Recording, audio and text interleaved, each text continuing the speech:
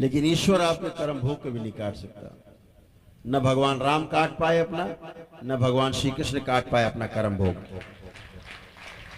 उदाहरण है, इसके नीचे तो सभी कुछ है, सब कोई है।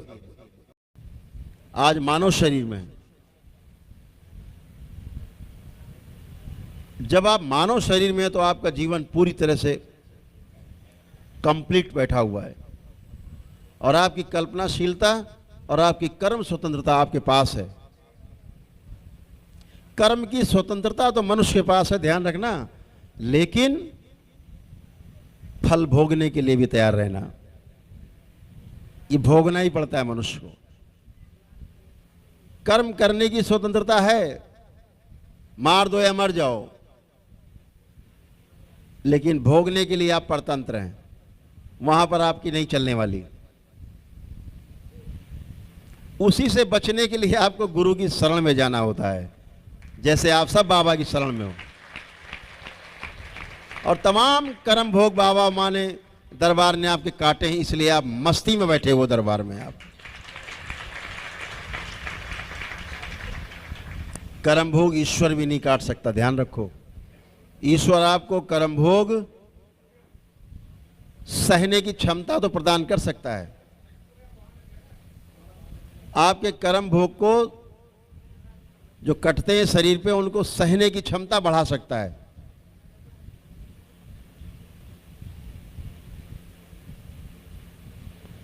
छीण कर सकता है, थोड़ा कष्ट को कम कर सकता है, लेकिन ईश्वर आपके कर्म भोग को भी नहीं काट सकता। न भगवान राम काट पाए अपना, न भगवान श्री कृष्ण काट पाए अपना कर्म भोग।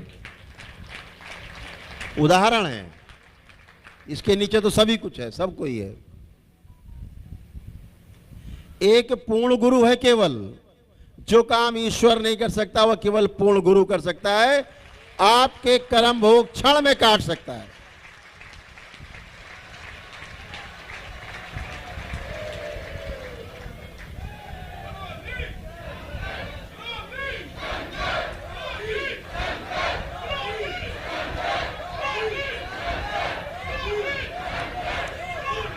इसीलिए कहा गया, गुरुर् ब्रह्मा गुरुर्विष्णु गुरुर्देवो महेश्वर, गुरुर् साक्षात परब्रह्म तस्मै श्री गुरुवे नमः।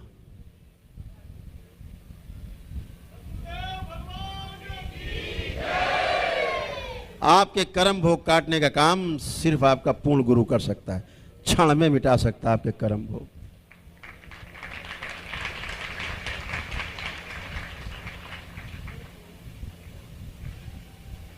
जितने अनावश्यक कष्ट से दरबार नष्ट कर देता है, गुरुदेव की कृपा से, बाबा की कृपा से, फिर आप अपनी तप और तपस्या के आधार पर अपने आगे जीवन को चला पाते हैं।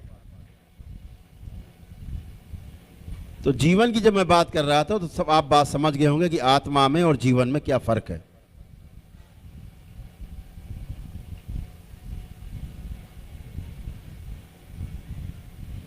जीव जंतु, उनमें भी जीवन है।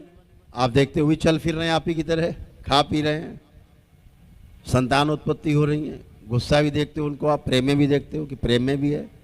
एक कुत्ता आप पालते हो, आपसे प्रेम में होता है, बाहरी व्यक्ति आता है उसको दौड़ा लेता है भौ भौ करके, जानता है भय के आधार पर दौड़ाता है। ये कहां से आ गया, घर में घुस आया भाई, वो कोई समझदारी नहीं है, केवल भय के आधार पर। उसको पता है भोजन हमको इसी घर से मिलता है। आहार, निद्रा, भय और प्रजनन, ये चार चीजों में जीव जंतु जीते हैं, लेकिन उनमें भी जीवन है। लेकिन तमाम जीव जंतु ऐसे भी हैं जिनमें जीवन होता ही नहीं है, होता ही नहीं है जीवन। चल फिर तो रहे लेकिन जीवन नहीं है उनमें। कभी आप लोगों ने पढ़ा हो तो विश्व में तमाम ऐसी वनस्पतियां भी हैं जो चलती हैं, सक्रिय होती हैं। जीव जंतु जानवरों को पकड़ के खा लेते हैं, पेड़ पौधे खुद खा लेते हैं।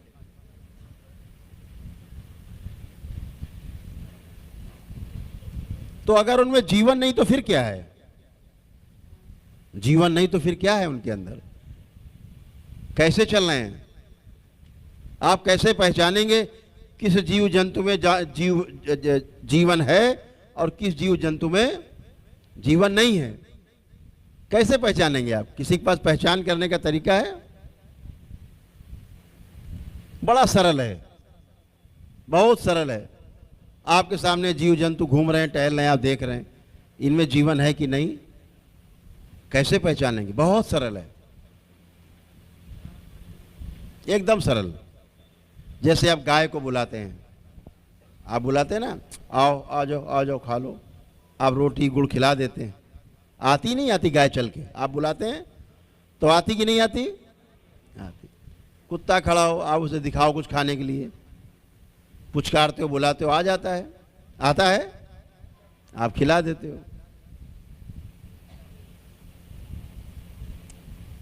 वो तमाम जीव जंतु जो सर्कस में देखे होंगे आपने, ट्रेनिंग देते हैं, जैसा कहता है उसका ट्रेनर वैसा ही करता है।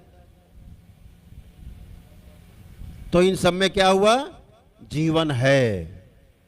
यानी आपके अंदर बैठे हुए जीवन के संकेतों को उसके अंदर बैठा हुआ जीवन समझ रहा है, तो वो आपकी तरह आपके कहने के अनुसार वो चल रहा है। आप कहते हो चलो यहां से, चलो चलो बाहर चलो, तो चला भी जाता है। लेकिन आपके कमरे में बिच्छू घुस जाए, आप उससे कहो भैया बाहर चलो, मच्छर घुस जाए कि भैया बाहर चलो, मक्खी आ जाए भैया बाहर चलो, जाएगी? नहीं जाएगी। आप मक्खी को बुलाओ, आओ आओ, नहीं आएगी, नहीं आते। आप मेढक को बुलाओ, आओ भैया आओ जरा कुछ खा लो, वो पता नहीं उछल के किधर जाएगा, सुनता ही नहीं। छिपकली जा रही, आपके बुलाने पर नहीं आएगी, डर के मारे भाग तो जाएगी, क्योंकि भय उसके पास है। आहार निद्रा भय और प्रजनन भय है उसके पास, ये भाग तो जाएंगे आपसे डर के मारे। मेढक डर के मारे भाग जाएगा और बिच्छू भी डर के भाग जाएगा आपसे, लेकिन आपके बुलाने से। तो जो आपके संकेतों को नहीं समझ पा रहा है उसमें जीवन, लेकिन जो जीवन हमारे संकेतों को समझता है, जिसमें पशु पक्षियों में, आप समझ लो इसमें भी मेरे जैसा ही जीवन विद्यमान है। इसीलिए जीव हत्या पाप कहा गया है, क्योंकि हमारा जैसा ही जीवन उनमें भी विद्यमान है।